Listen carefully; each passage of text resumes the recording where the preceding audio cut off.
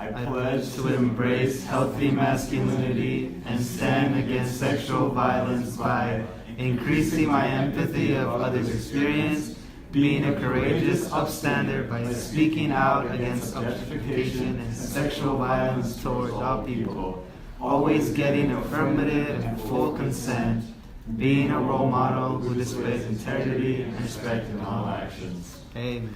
All right. Thank you so much for coming.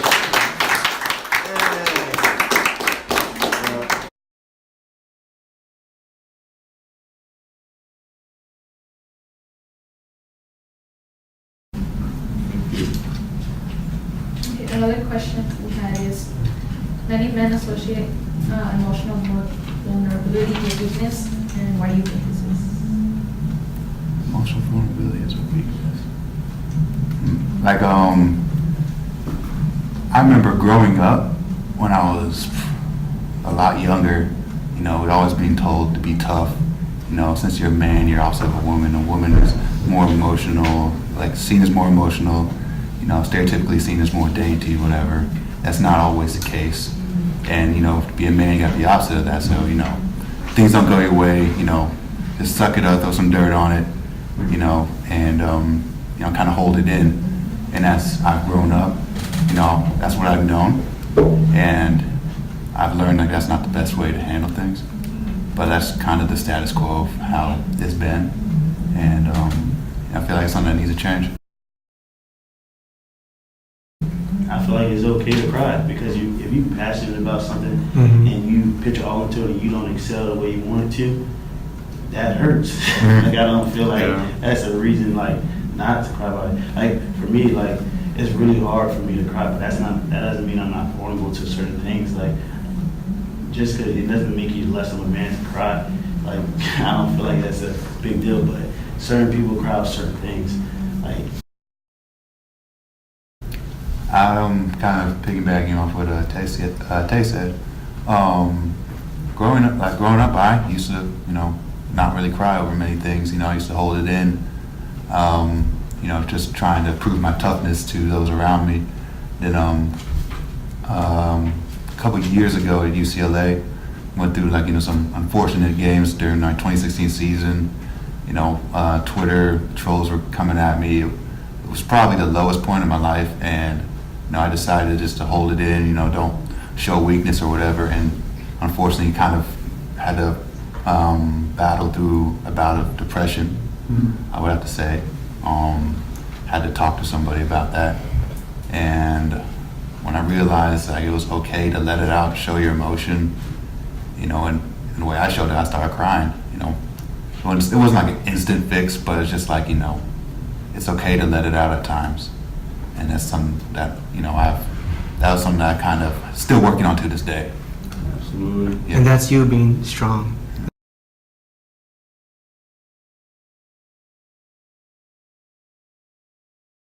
Like you said, that a lot of people tend to fail.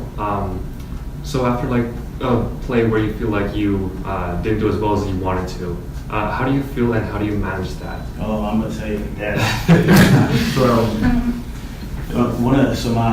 In high school, it was my sophomore year.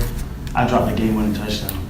Wow. And we hadn't beaten that team in so long, way before I even got there. And it had so much emotion behind the game because I grew up with a lot of people on that team. I just went to different schools than they did. And one of my cousin played for that team. So it's like, dang man, we got our family all out there, you know, going back and forth, and just like that play, I'm like, dang. Like I didn't understand like why did that have to happen? Like I feel like I played a great game, but that one play messed my whole game up. And I would say like how that helped me is just like you gotta move on. You can't dwell on what's in the past because it already happened. You can't change it. So you gotta look what lies ahead. And there's so much greater thing that's gonna have to be ahead. Because that same play happened again, but in a bigger game. Yeah, we might have lost that game, but we made it to the playoffs and they did it. So it's like those plays that's gonna happen. So it's like you can't dwell on that. Even though I wish it would have happened, but it didn't. Yeah. But in my eyes, God got a bigger plan Exactly. and made it further than he did. So, This is the right timing. yeah, man, it was definitely, I ain't gonna say, it was definitely tough because I was like, just always thought about it. Mhm. But it was the biggest thing for me, just let it go, next game, gotta move forward. It builds your character to learn to accept it. Facts. Yeah, definitely. Once the thing is, when you make a mistake and you can, like, get to yourself, like, get over, like, oh, what just happened, and, like, realize, like, dang, okay, that happened, but I know, like, I can move forward. Like, I know it's not the end of everything. And that's the one stuff, that's hard to say. I mean, it's definitely hard to do. Like, we can say it, but it's hard to do. But if you can, like, separate, like, what just happened and, like, really think about something positive, I think you'd be, like, better off and, like, be at ease with a lot of things.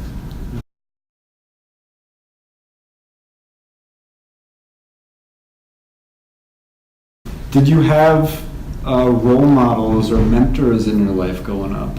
Like, you know, either, especially like older guys or men that you could look up to you that kind of like taught you like what being a man's about? I would say, so for me, I mean, I had some people, you know, but it really hit home for me when I went to Clemson University in South Carolina. So it was when I went to church and I met one of these guys. Like, he's like my brother now. His name's Hakeem Paul. He's older than I am, but I just saw how he carried himself. Like, he didn't play football. He just a regular guy, just go to church, you know. And he just, as I seen him as a man, like, he like literally took what he had and like transformed, like, his family. Got his family now. He got a wife. Like, in the way he carries himself, he takes care of every situation that comes upon him. Like, he's unselfish, you know. He's always trying to look for somebody else to try to help them more than he helps himself. And I seen that, and I'm just like, dang, man. Wow. He don't even play a sport, and he's giving his all, you know. And sometimes, like, as a player, you may feel like, man, I got so much stuff to do. In reality, we really don't have so much crazy stuff to do. We make time for what we want to make time for. And he has a family, and he's making time to talk with me and guide me through the right direction, you know. So, and just seeing him, and I just like, dang, man, I'm trying to live my life like him. I ain't trying to live my life like a football player or basketball player. I'm trying to live my life like him, a normal guy. Like, that's how I see myself. I don't just see myself just as a football player. I see myself more than just that. And when I see him, I'm like, dang, I'm trying to be that guy for my family, be that guy to try to change somebody, like, not just about myself. He sounds super inspiring. Yeah, he is a good man. Yeah. Sounds super, like, so I'm hearing he has like selfless service almost. He's like always giving and putting his all into what he does. Everything he does, man. It's It's crazy. Wake up like any time of the night. Like, I remember I called him one time. I was going through something back home, you know, with some family, and it's 3 o'clock in the morning. And I'm waking up out of sleep, and he's like, I'll come to you. And he's trying to come to my house. Like, I'm like, I don't know how to come. Like, but that's the type of person he is. He's like, he'll get up at any time just to make sure you're good. And that's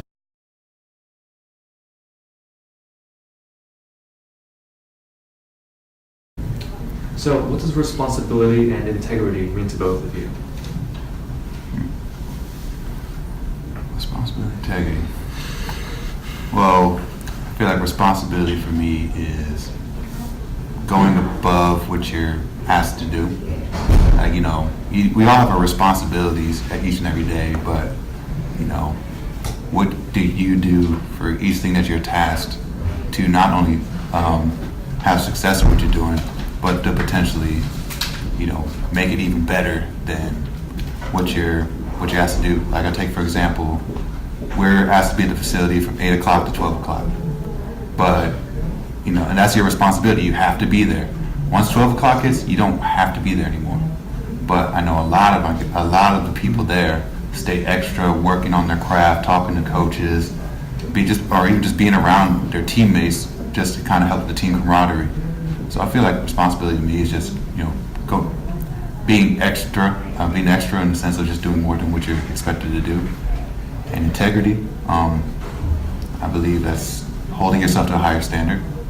You know, my dad tells me, can't do everything that your friends do anymore, because not knocking on what they're doing, but you have a lot to lose.